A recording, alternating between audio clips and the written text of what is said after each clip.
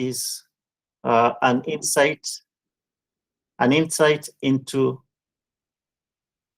hazards of exposure to chemicals. As I mentioned, we'll talk about some chemicals which people don't think about. Hardly anybody think about this as chemicals, but the consequences are severe, and we'll see what we mean by this. I see Imran already has his hand up.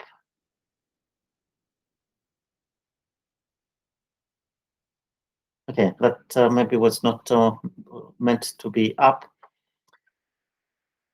We can, during the question and answer session, there is possible to raise your hand if you'd like to speak, and otherwise you can write your comments in the chat box. Okay, let's get started. What we are going to talk about includes first understanding of understanding chemicals. We know what chemicals are, or at least we know, or at least we think we know what chemicals are. Chemicals have a wider definition than we may think. So we look at understanding chemicals first, and then we'll go to the exposure to chemicals and some regulatory aspects.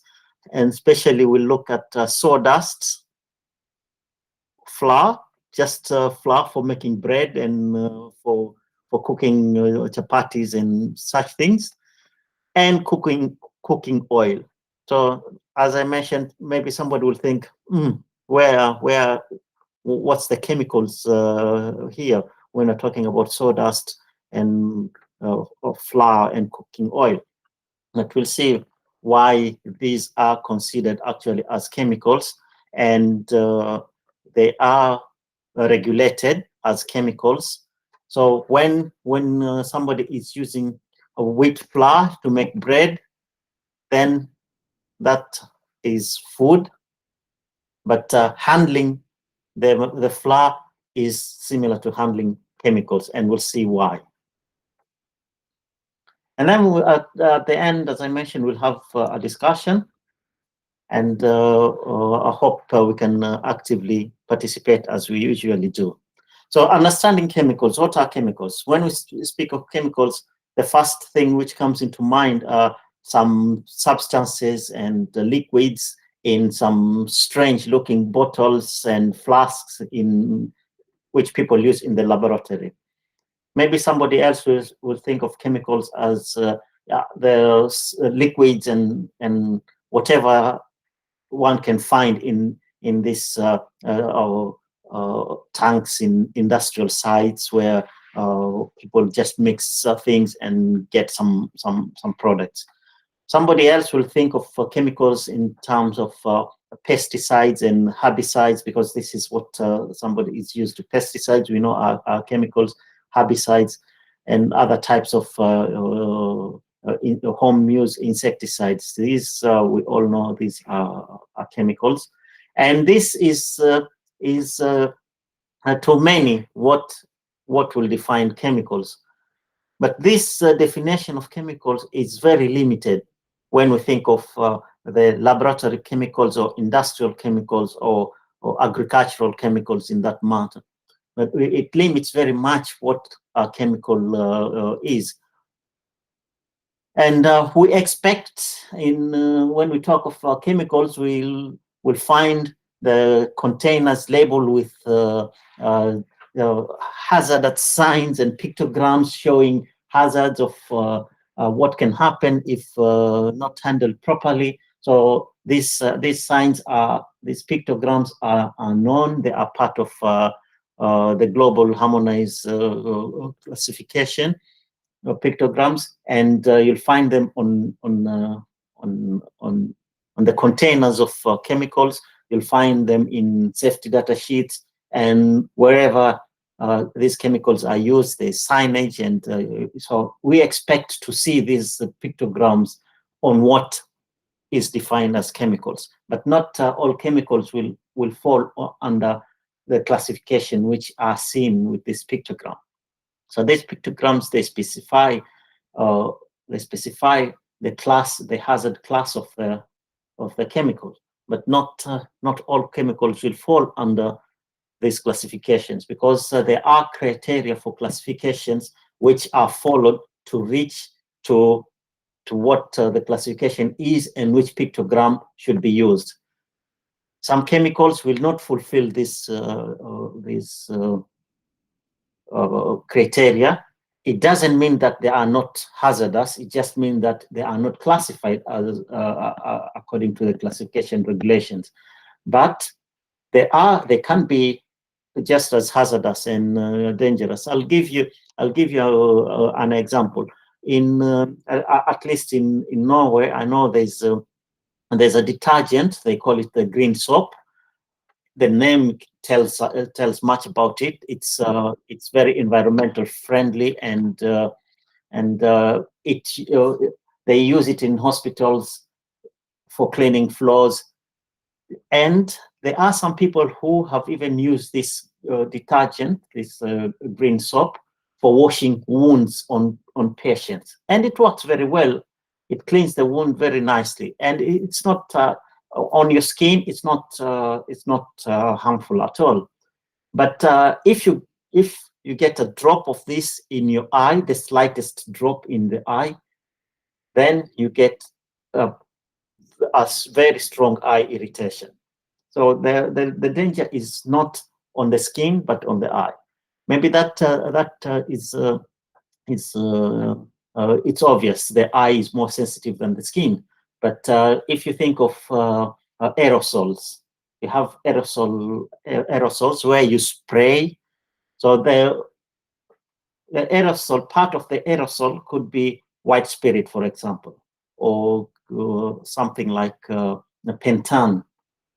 Then pentan, if you have it on your skin, it will just dry this. It will dry the skin, and maybe you'll get chapped skin, and you can use a cream. It will be fine. But if you drink it, then it can go into the lungs, and you get chemical asthma. But when it is in the spray box, it's not possible to drink it. So it is not labeled according to the danger or the hazard of being going into the lungs, because it's not possible to drink it unless somebody is stupid enough and spray it right into the mouth. But if you just spray it, there's no chance that it goes into the lungs by drinking it and then accidentally going into the lungs. So it's not classified that way, but it doesn't mean that it's not harmful. So we'll look at some chemicals which we'll see that they may not have this classification. Example are paints. Paints are not classified, or you'll not find. It's not normal that you'll find a label on paint saying that this is hazardous, this is corrosive or harmful.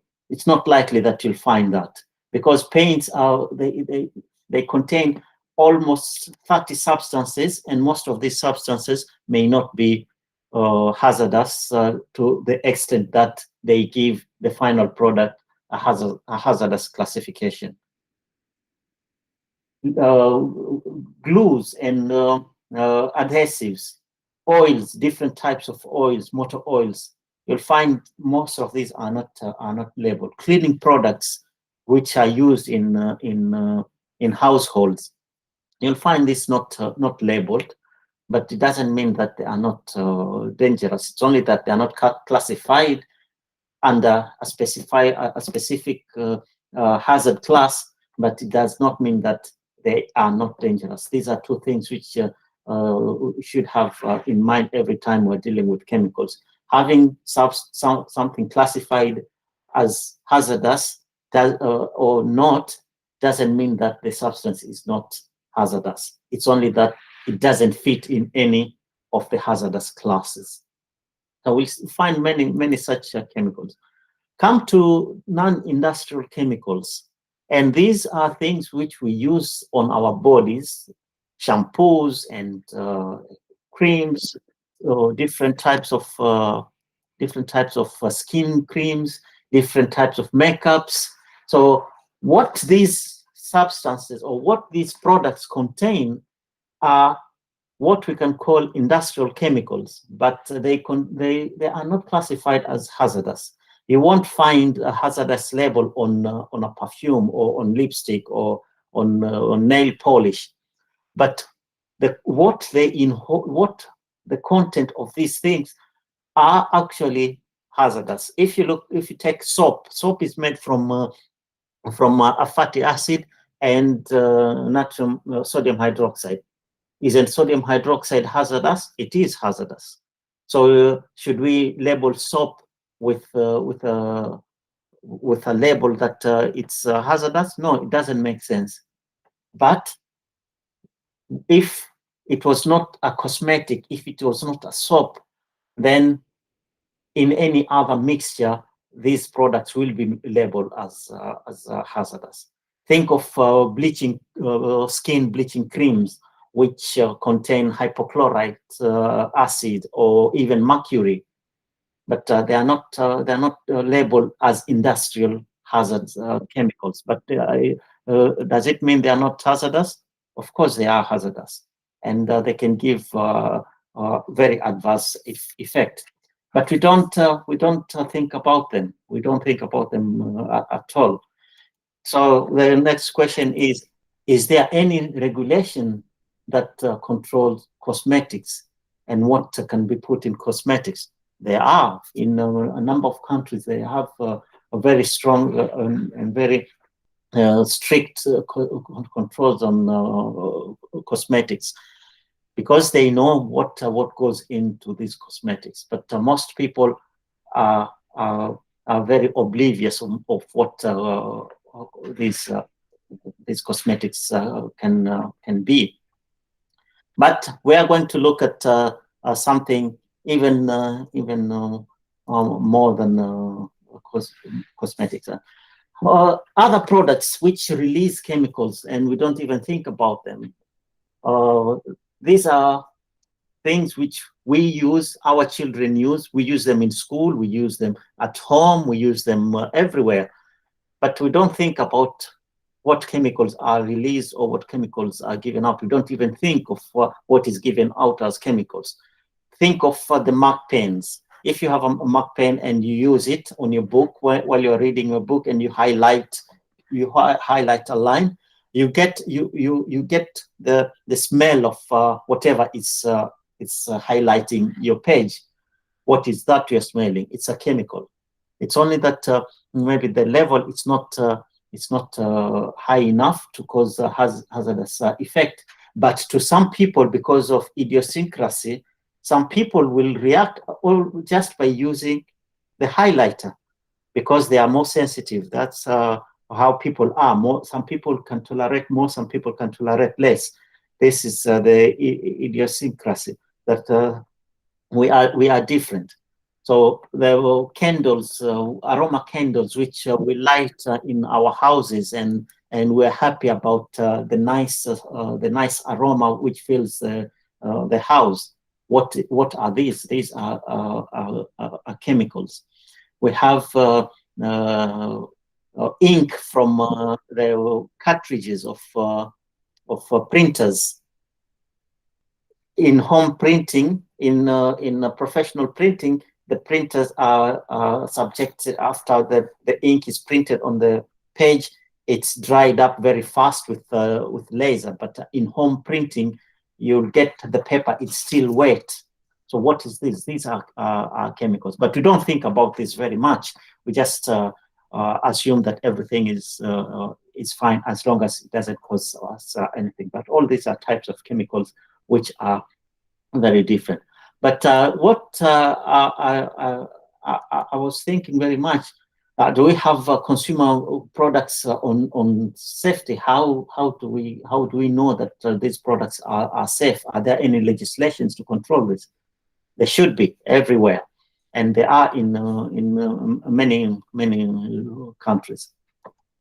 But I want to look at more professional. The cosmetics and home use. These are consumer products, and we use at home. We have a choice to use them or not. But when we come to occupational exposures, we don't have a choice. The worker has to do the work, and it involves hazards. So chemical, when you think of sawdust, then you can think of, oh, carpenters. Carpenters are exposed to sawdust, but you don't see anybody complaining about anything, maybe. But what is in sawdust? Do we know what is in sawdust? We use sawdust.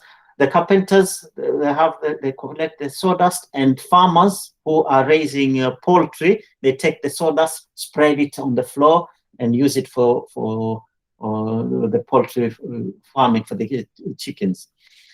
But do we know what is in sawdust? What is sawdust made of?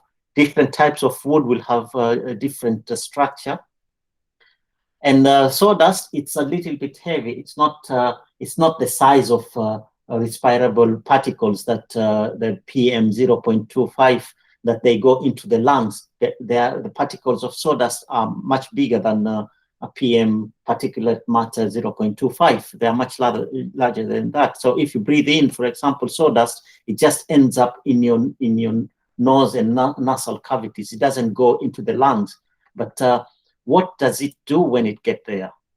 Sawdust. So sawdust is associated with health issues due to the natural chemicals in the wood, or substance in the wood, such as bacteria, molds, or fungi, which could be on the wood. And then when the wood is cut or it's planed, the dust spreads and somebody breathes in the dust. So sawdust generally is classified as carcinogenic to humans, group 1, according to the International Agency for Research on Cancer. Group 1 carcinogens means that they are confirmed that these substances cause cancer in humans. That's group 1. And then we go to the other group 2. Maybe there is evidence that they cause cancer in animals, but there's no evidence that they cause cancer in humans. But group 1, there are those which are confirmed that they cause cancer in humans, and sawdust is one of them. And it causes cancer in the nasal cavity, nose area, the paranasal sinuses, and nasopharynx, because this is where the sawdust is deposited when one breathes in sawdust. As I mentioned, it doesn't go to the lung because the particles are large, but where they are deposited in the nasal cavities, in the nasopharynx, the upper part of the airwaves, then there is a risk of developing cancer once these are deposited there. There are other toxic effects of sawdust. So if you get sawdust in the eyes will be irritated. The nose, you get running nose and itchy throat. It can result into difficulties in breathing.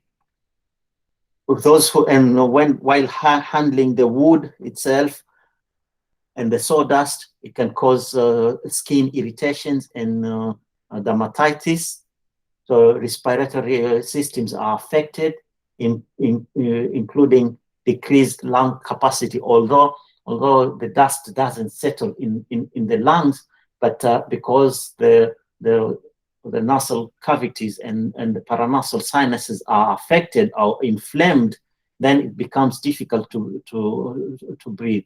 When not enough air is going into the lungs because of inflammation of the paranasal sinuses, then the lung capacity reduces. Allergic reactions. Some people will react to different type of wood. The sawdust from different types of wood can cause allergic reactions to some people. So this is a sawdust, and we don't think of sawdust as a chemical, but it's classified as carcinogenic, and there are regulatory requirements when dealing with sawdust. For example, sawdust has exposure limit values both in Europe and in the United States. So in Europe, the exposure occupational exposure limit for sawdust is about 1 to 1.5 milligram per cubic meter. And that was decided after long deliberation by the European Union Scientific Committee for Occupational Exposure Limits. And in the US, they have the general is about 1 milligram per cubic meter, and for Western red cedar is 0.5 milligram per cubic meter. So these are levels which these are regulatory levels that should not be exceeded. So a person working in a room planning wood and cutting wood, the dust level should not exceed these levels, because anything above that can start causing these hazardous effects. But the 1 milligram per cubic meter or the 0.5 milligram per cubic meter is not a no-effect value to everybody. Some other people will get reactions at lower levels than the 0.5 milligram per cubic meter. Again, the idiosyncrasy comes in. Some people will react faster. Some people will react much slower. So these limits values are suggested from considerations of different factors, but the EU value, the value for the European Union, it's binding. They have the SCOIL, which is the scientific committee, normally suggest indicative values, which different countries can adjust the value, maybe slightly lower or slightly higher than what is the indicative by the European Union. But when it comes to sawdust, they have a binding value that you cannot go above that value. You have to be below that value. And different places will require different levels of this, like in our authority, the Norwegian Labour Inspection Authority will require that the level is a quarter of what is given as the exposure limit value, so that the value is much lower than what is given as the limit value. And that's sawdust. Then the next one, as I mentioned, was flour, wheat flour or other grains. And we think, this must be something strange. This is flour, is food. We know that we use flour to make bread. Does it mean that bread is hazardous? No, the bread is not hazardous unless you intend to eat 5, 6, 7, 8 breads. Then it becomes problematic. But it's not that we're talking about. We're talking about health challenges when handling flour, wheat flour specifically, and other cereals. So the main health challenge with flour is that it causes what it's called baker's asthma, which those who bake bread get normally. So people working in bakeries, people working in conditories, in pizzerias, where they have to work with flour on daily basis, they risk to get baker's asthma. And so baker's asthma is caused mainly by inhalation of cereal flour, wheat flour particularly, and grain dust from other cereals like rye, barley, rice, maize, and oats. And this is one of the most common occupational asthma which doctors report. So the flour which we buy from the supermarket, it contains a number of enzymes like alpha amylase and glucose oxidase, protease, cellulase. And these are additives which are meant to improve the quality of the flour, the quality of the bread which one will bake. But these enzymes also contribute in causing hazardous effects when the flour is breathed in. And when we think of the size of the flour, the particles will come to the level of particulate matter 0.25. So FLA is not only tracheal, but it's alveoli also. It goes into the alveoli. And once it's there, and with all these enzymes, then one can get asthma. There are several studies which have in different countries which have looked at occupational asthma and the Bacchus asthma. In Italy, for example, they had a study where they showed that prevalence of these asthmas caused by wheat flour is 37% of the total occupational asthma. We know occupational asthma is caused by exposure to like welding fumes or silica.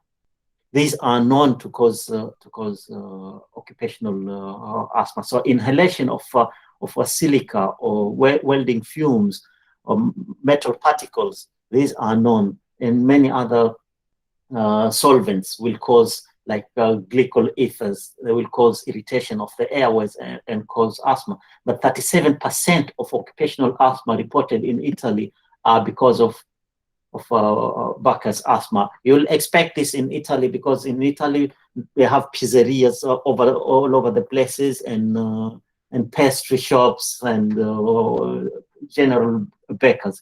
But this is not only in Italy. In Norway, for example, they had, and this is 2005, they had also assessed occupational asthma and reported over 200 annually. And this is an underreporting. There are much more than this. Doctors are required to report occupational diseases when patients come to them and they could detect them, their occupational diseases, they're supposed to report them. But not all doctors are occupational physicians, so not all doctors can identify the cases as occupational asthmas. So, but over 200 were reported, and the highest reported prevalence incidences of occupational asthma were listed from the aluminum industries, from the bakers, from carpenters and welders. Now think of how much bakers, those who bake bread and pizzas and pastries, that they are in the same level as aluminum industries and welders and carpenters, where they use spray paints and they use welding with chrome and welding with cobalt, which are known as sensitizers. And bakers are up in that level with aluminum in industry. This shows how serious wheat flour is as a cause of occupational asthma, that it comes into the same level as heavy industries like aluminum industries and welders, where they use chrome and cobalt weldings. And not only on inhalation, but handling wet flour in 20 minutes per day. This causes protein contact dermatitis. So you get some kind of eczema just by handling wet flour in about 20 minutes. And this is taken from a medical report of some Indian lady who went to a doctor with eczemas, but she didn't know what was the cause of the eczemas. So there are very many such studies are reported, that people go to doctors and they have eczemas, they don't know what the cause. And in trying to find out what the woman does, or the women do, they found out that, and actually the link which is there, it's for a medical journal, and they say that this woman needs the dough for making chapatis, and they specifically mentioned chapatis, in 20 minutes every single day. And this is where they found that this, so they did patch tests and different that type of tests that showed that what the woman is suffering from is caused by the needing the flour for 20 minutes every single day. And in explaining this, and they say that chapati is a common food in India, in Middle East, and particularly in East African countries of Kenya, Tanzania, and Uganda. Imagine, this is mentioned clearly that this is part of the diet of the people in East Africa, and they mention Kenya, Tanzania, and Uganda as one as area where this could be a problem. In a Finnish study from Finland, they found that from about 570 people who reported this protein contact dermatitis, about 13% was caused by wheat flour. Now, what is hyperkeratosis eczema? This is the mild form. Maybe it's not very clear to see, but if you look closely to the finger, you see they are little scaly. There are some kind of scales and dryness in the skin. This is the mild form, very mild. So people handling wheat flour, wet wheat flour 20 minutes per day will get this effect. And if they continue with it without getting treatment, because if this happens, you have to stop and then and not continue doing it. But if they don't stop, then it gets worse. It comes to this moderate. You can see a bigger part of the palm is affected now. And if it goes further, it ends up like this. Now imagine that the person whom you buy chapatis from in the kibanda every day, who maybe not only work for 20 minutes handling wet flour, maybe they do it for hours and hours because of the number of people coming to the kibanda buying chapatis. So imagine your chapati maker has such a severe eczema, hyperkeratosis eczema. I wouldn't want to buy those chapati again, and I don't think any of you will ever go back to that. But this is what wet wheat flour can cause. So this is not something anybody would think of, but think of those people who are working like the ones I've mentioned in restaurants, for example, in bakeries, and these are people who handle the wheat flour day in, day out, day in, day out. This is occupational hazard, which is caused by something which we don't even think about, that it can cause such harmful effects. And again, there are exposure limit values also for both in the US and in Europe for respiratory, 0.5 milligram, similar to the wood, the sawdust wood. And in the American Congress of Governmental Industrial Hygienists, they even added a notation that the wheat flour is respiratory sensitizer.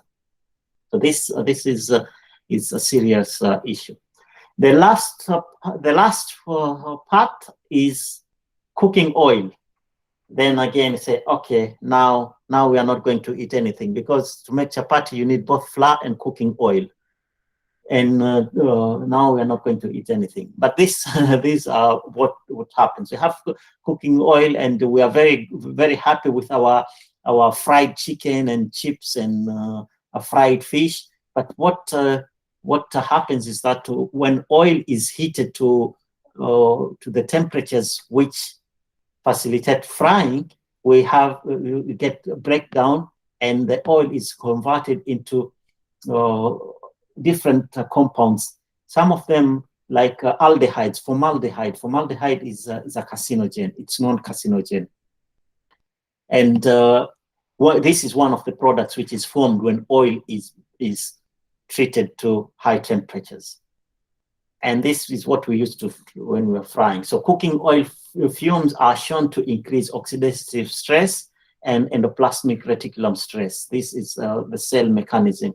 And and they cause cytotoxicity. The cells die, which cells which are exposed to the fumes from cooking oil die. So when you breathe them in and they go into the alveoli, the cell of the alveoli just die.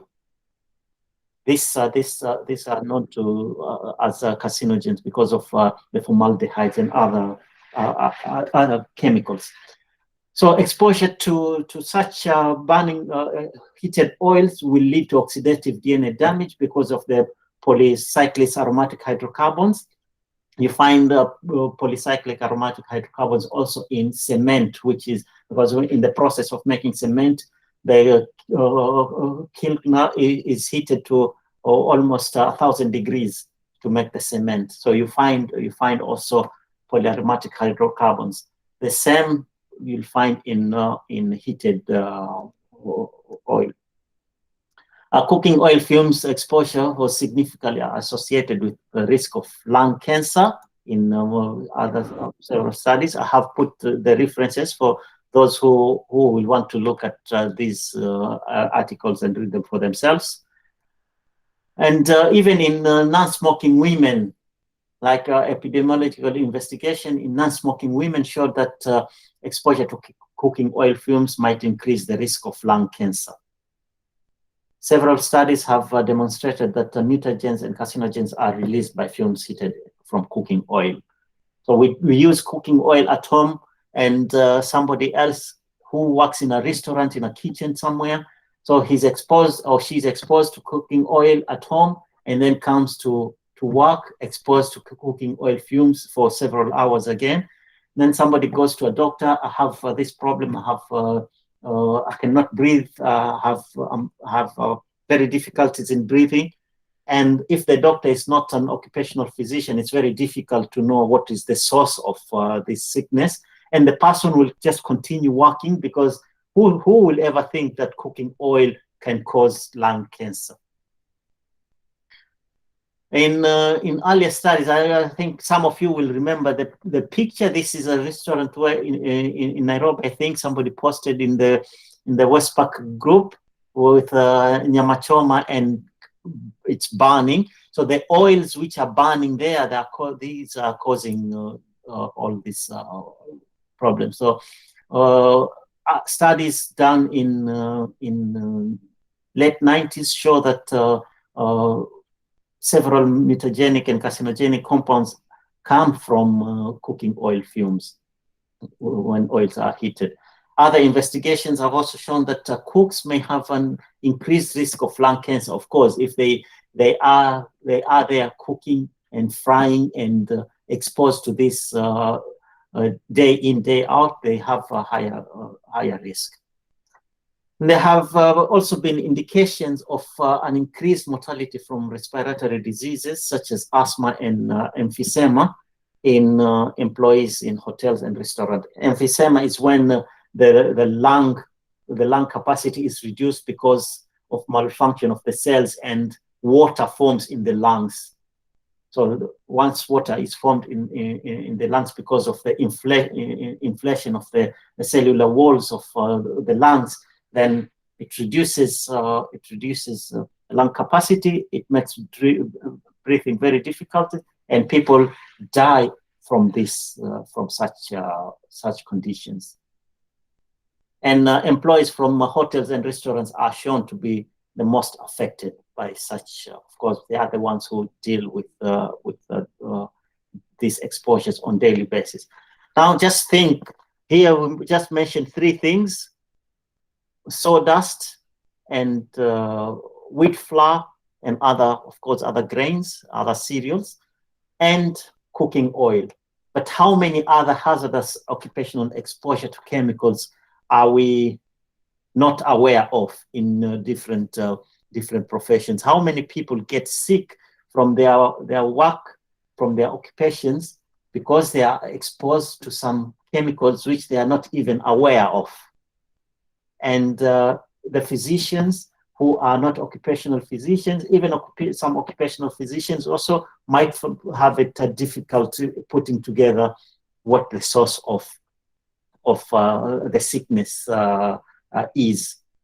So think about this as a safety officer, as a safety professional, as OSH auditors, as fire safety auditors, whatever the title you have. But think of how many chemicals are workers exposed to, and they are not aware of them.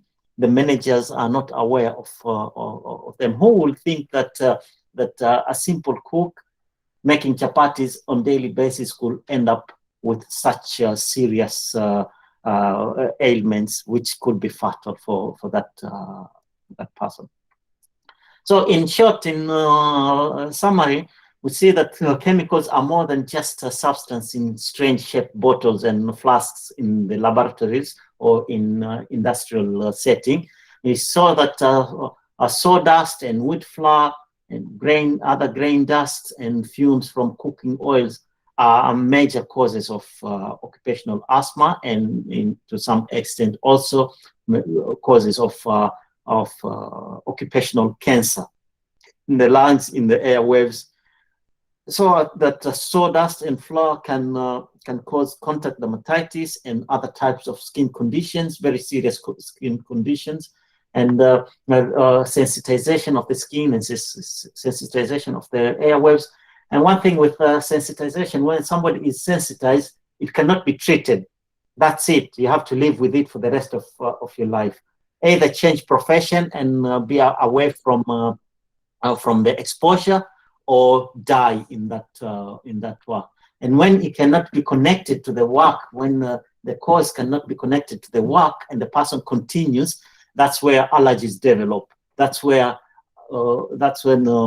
asthma develop. That's when cancers develop, because the person is sensitized and he continues working in the same area, continue with the exposures without knowing, and then finally somebody cannot work anymore and they have cancer, or they have a severe asthma, but they go to a doctor, all they get is pain relievers, and without finding out what is the problem, where the problem started.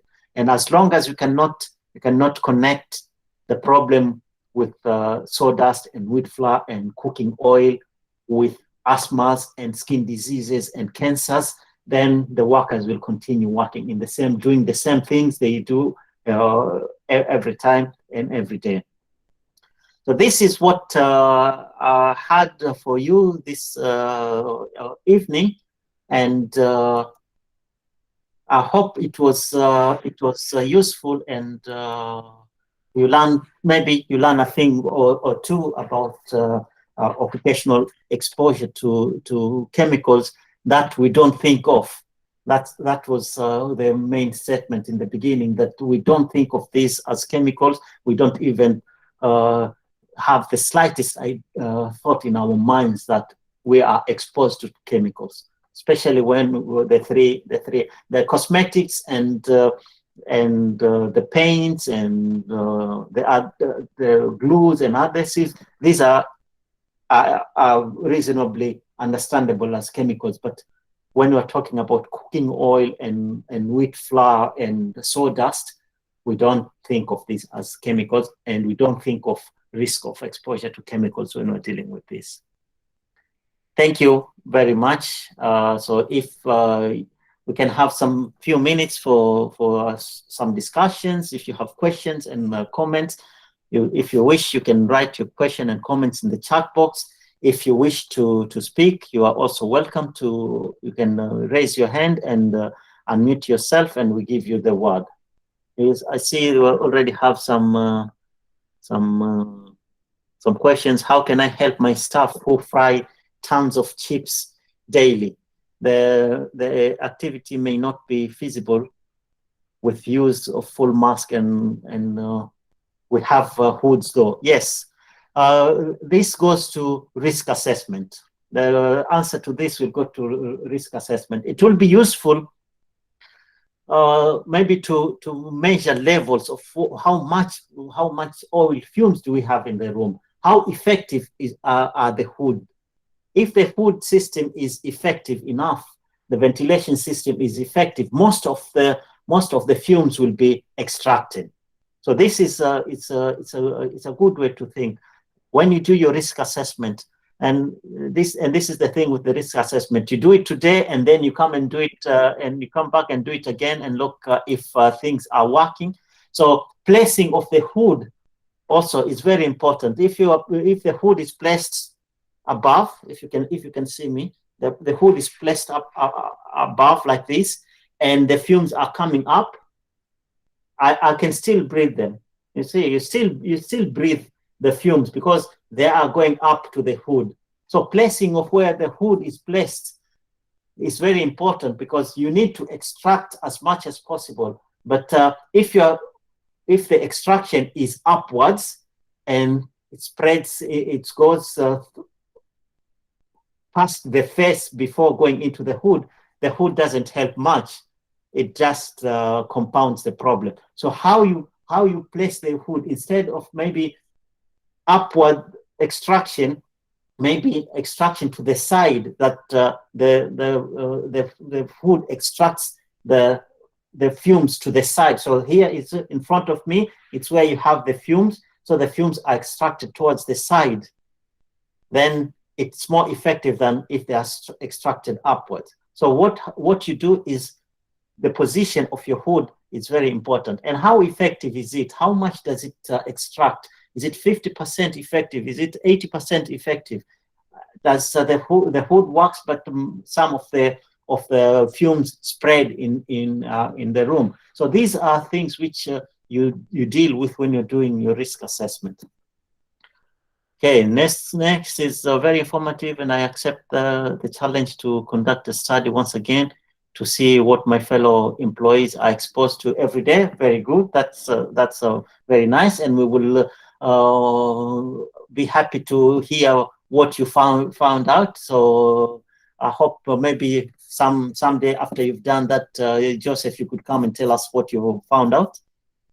Very informative. Took me back to biochemistry class, and thank you for the well-researched presentation. Thank you, James Kinothia, for that good word.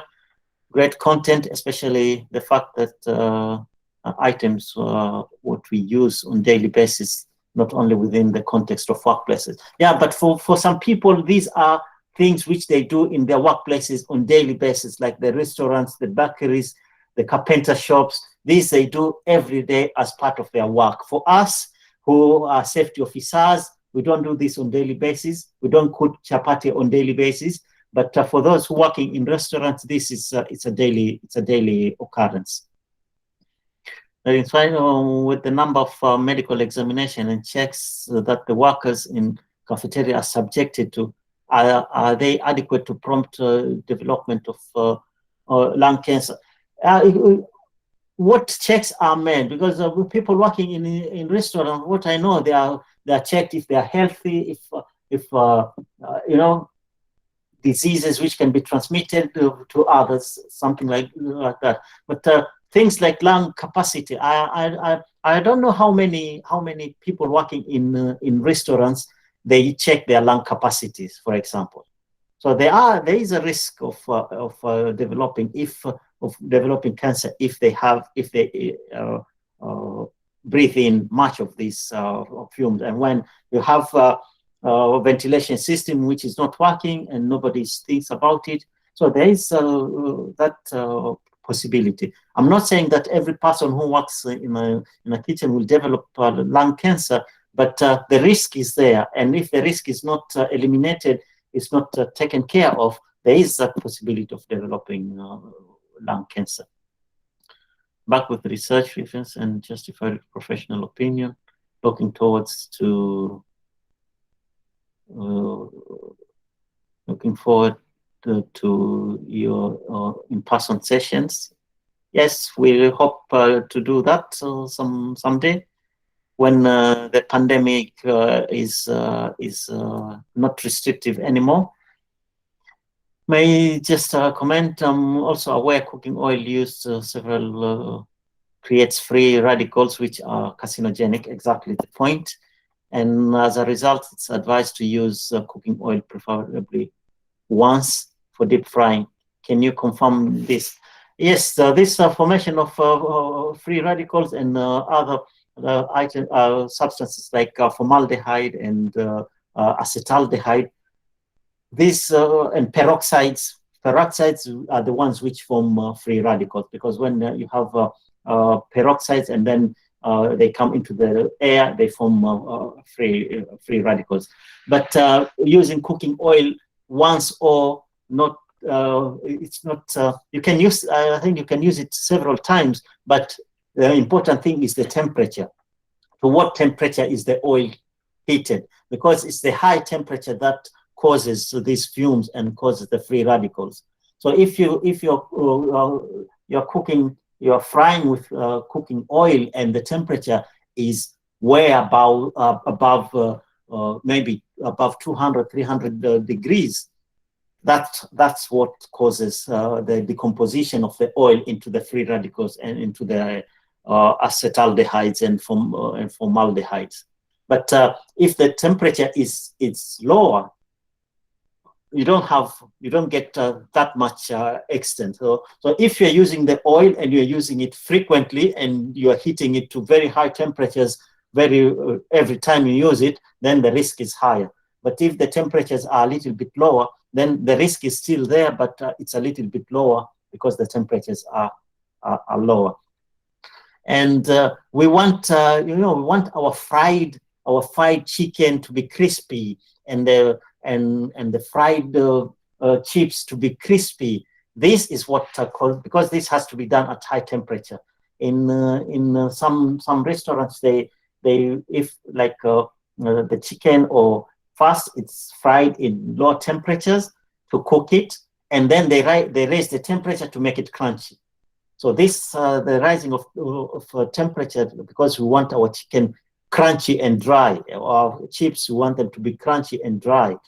The high temperatures is the problem, and not necessarily the number of times the oil is used. But even the nutrition value of the oil diminishes after using the oil several times. That's why you have to change it. And if you use chips and fish and chicken in the same oil, and all the spices which you put on the chicken, then the oil will get dark, and it will decompose faster. So there are very many factors which will affect the oil, but the most important one is the high temperature. So if I'm to do the air quality, what specific parameters to test for with regards to cooking fumes? As I mentioned, if you test for formaldehyde, acetaldehyde, this aldehydes, different types of aldehydes, these will be good parameters to check for. And then oil mist, oil in itself, apart from the decomposition products of which you get the formaldehydes and acetaldehydes, oil mist in itself is irritative to the airwaves.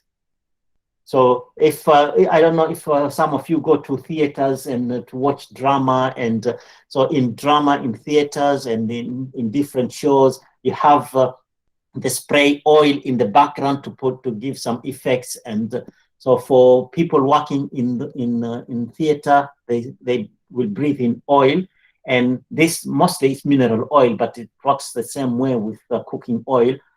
The structure is the same hydrocarbons. So oil mist in itself is a problem. So you can check for oil mist. You can check for different aldehydes and ketones. Aldehydes like formaldehyde, acetaldehyde. These are essential.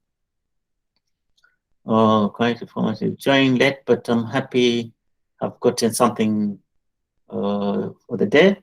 Gracias. Well, welcome. For us, they do lung function tests. Is this sufficient? Lung function tests, it depends on what somebody does, because lung function tests, what they do, they test the capacity. You blow in a tube, and there's a balloon which has to go up all the way, and and then it passed or something like that, some interactive way of doing it. But what I understand from lung function test is that you're given something to blow. You have to breathe in hard and then blow as much as possible, and then you get these curves which are showing how the level of your lung. So this shows, this will show if somebody is affected or not.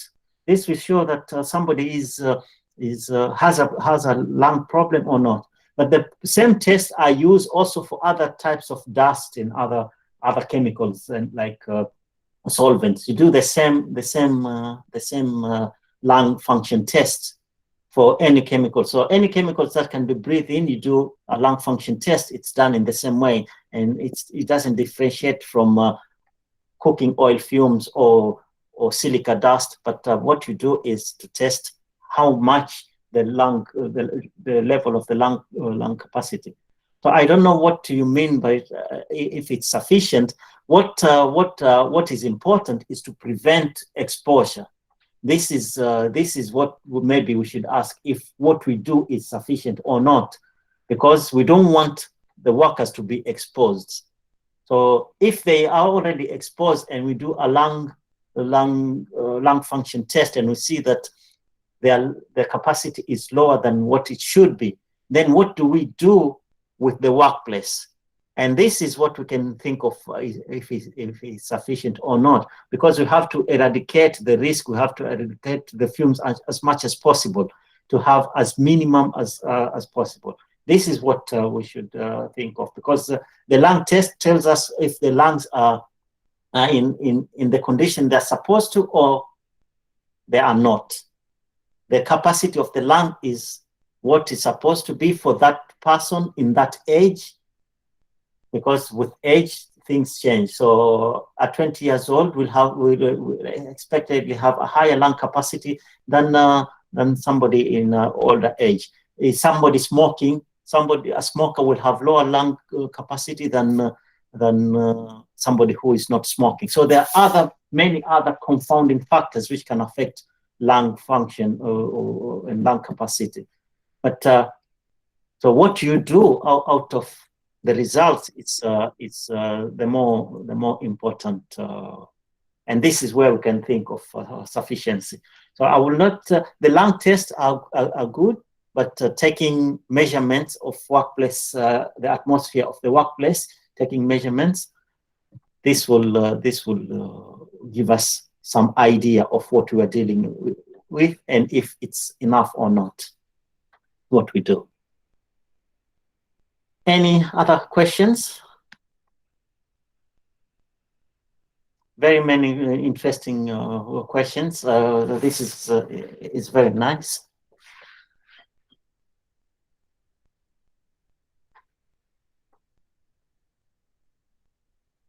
We have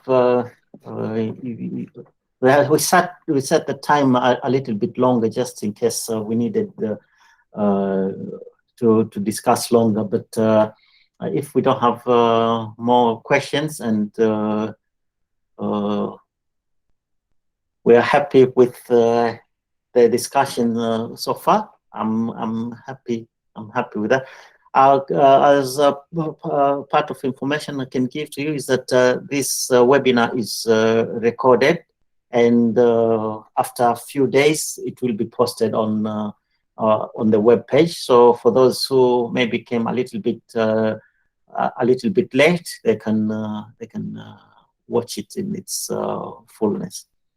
Some questions. Some backers ask for milk after the day. Is this good?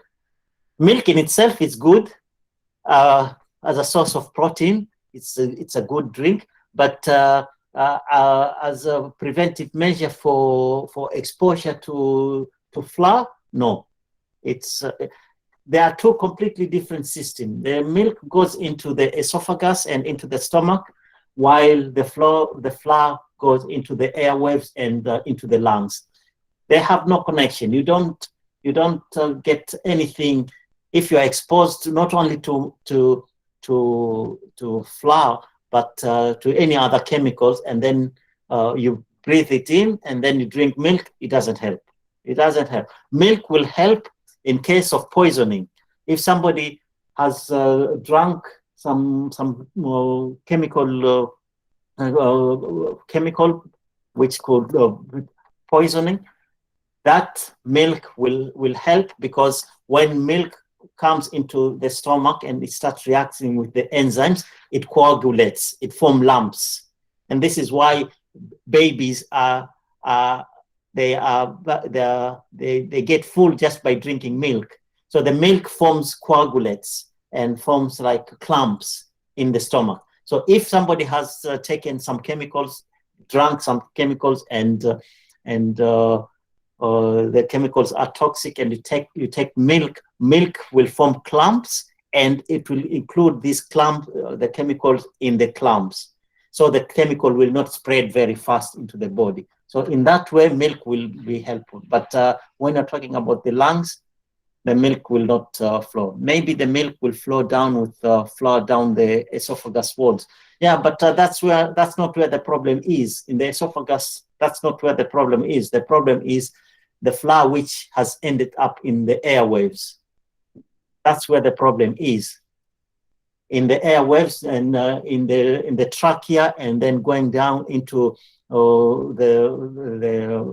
alveoli of the lungs. This is where the problem is, not the esophagus. So the flour which is in the esophagus will be taken down with the milk, but the one which is breathed in into the lungs, into the airwaves, it's not taken out by milk. It's not possible, because these are two completely different systems. It's only the opening, the mouth and the nose, where they have common entrance. But when you breathe in, air goes into a different pathway, and food goes in a different pathway. They don't have any other connection after the trachea. There's no any other connection. So milk will help in situations, as I mentioned, if something is in the stomach and you take milk, it will coagulate, form clumps, and these clumps will include the poison or whatever it is, the chemical, and it will not spread in the body very fast. So it will be taken out through the alimentary system. But that which goes into the lungs, there's nothing you can do about it.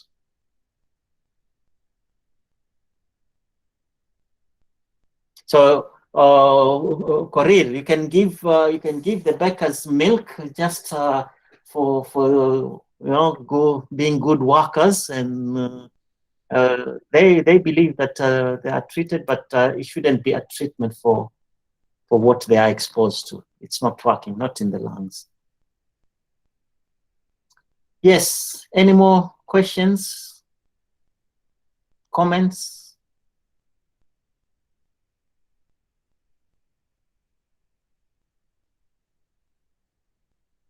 You're welcome, and so we hope to put up the presentation and the video in some few days, and watch the site, the same page where you joined in.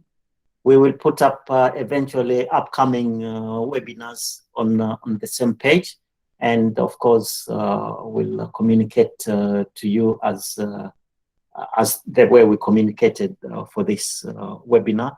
We'll communicate it to you, and hopefully you can be able to join us with during the other upcoming webinars. I know one we already agreed with somebody, but that's in October. But before then, we hope to have some few more in between, and we'll let you know as usual. Okay, I don't see any more comments. I don't see any more. Are there any raised hands? I don't see any raised hands. So I assume everybody is happy. So we'll stop here.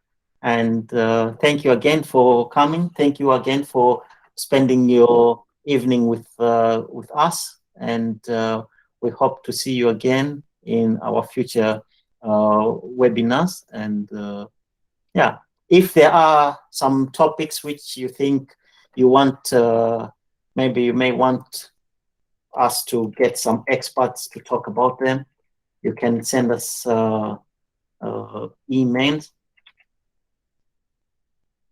and we can try to see if we can get somebody to present.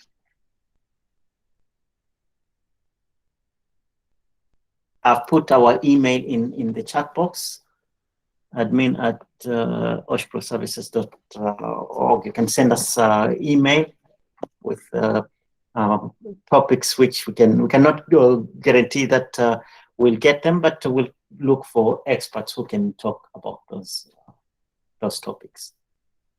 So with that, we'll say thank you again, and I wish you a nice evening, and we'll see you again in another workshop, in another webinar, another time. Thank you very much, and have a nice evening, and see you later.